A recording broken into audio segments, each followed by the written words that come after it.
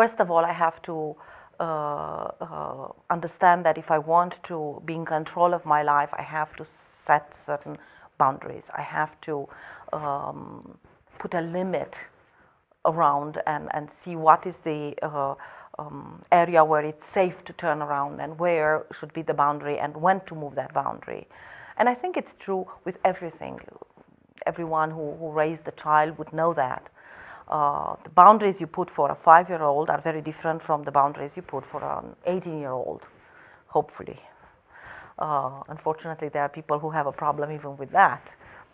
But I think boundaries should be set up in a way that make us responsible, but also makes the other person responsible and makes them aware of the consequences. You have to be aware, and unfortunately sometimes we learn it the hard way. When you get a smartphone to a child, you didn't buy him a phone. You provided the whole instrument to connect to everything. You gave him a computer.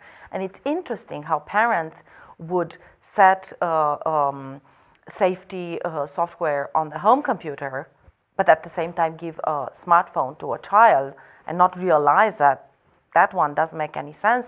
As long as they have access with the mobile technology, it's even better because I can go wherever I want with it and do whatever I want with it. So I think the boundaries should be set for ourselves as well, and sometimes they are hardware boundaries in terms of how much technology I acquire. Why do I get new technology? Because there is a pleasure in that too, on getting the latest thing and staying in line for that iPhone 6 or whatever, or iPad or latest Nexus. How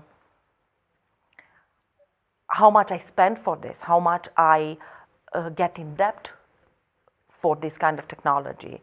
And this is true with everything around us. And then you get on the software part. How much connected can I be? Can I take my phone in bed? I was very surprised to read in this book, Digital Invasion, a study that said that the average person on that study, and I think the study was done on a group from the States, would say that they would check their Facebook, Twitter, whatever, every 8 to 10 minutes and 45 minutes at night.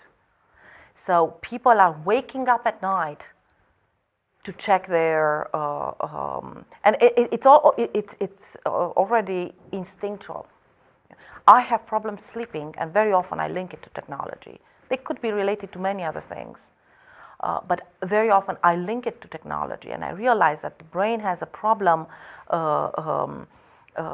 cooling down and getting into a state where it can shut down.